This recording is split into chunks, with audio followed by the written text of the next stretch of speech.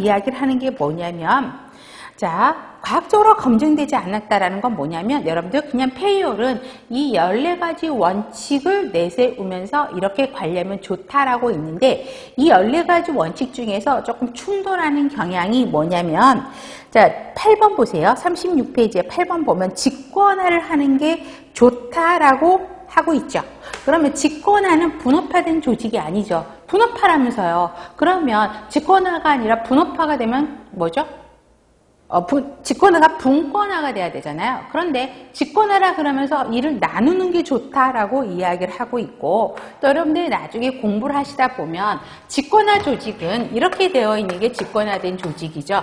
이게 지금 하나의 계층을 만들면서 이루어지고 있는 건데요. 자, 이게 하나하나의 계층이에요. 그럼 직권화는 권력이 집중되어 있어요. 누구한테? 최고관리자한테 집중이 되어 있죠. 그러면 이 아랫사람들이 일을 할 때 스스로 자발적으로 자기가 동기가 부여가 돼서 열심히 일을 할까요? 자, 이런 조직은 대표적인 게 군대 조직이에요. 그래서 장군이 명령을 내리면 일사불란하게 말단, 그렇죠? 일개 사병하 때까지 빠르게 전달이 되죠.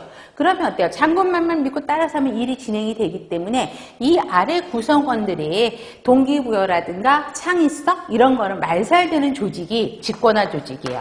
창의성 없어요. 안 키워져요. 아래쪽.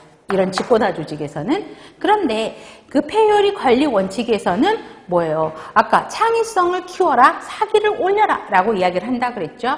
그거는 직권화하고 반대되는 개념. 직권화에서는요, 나중에 또 공부하시겠지만 창의성이 떨어지고요, 사기 떨어지는 조직이 직권화된 조직이에요. 그러니까 서로 이해 상충되는 문장을 말로만 서열해 놨지 거기에 대한 합리적인 근거 제시하지 못했다라는 게 단점입니다.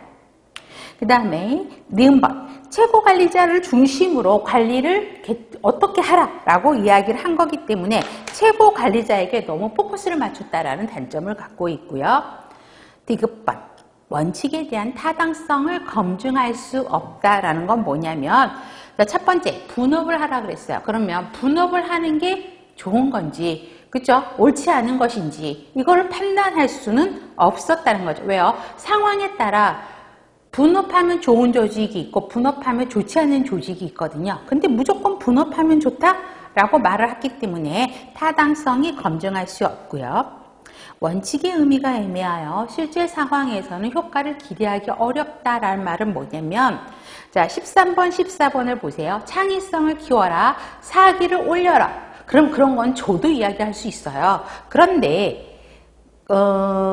창의성을 어떻게 키워라 라고 하는 창의성을 향상시키기 위한 방법은 제시하지 않고 그냥 직원들의 창의성을 올려라, 그 다음에 직원들의 사기를 높여라 라고 이야기를 한단 말이에요. 그럼 사기를 어떻게 하는 게 사기를 올리는 것인지 그 방법에 대한 거는 제시하지 않았다라는 게 문제점이에요. 그래서 그 실제 상황에서는 그 효과를 기대하기 어렵다라는 단점을 갖고 있습니다.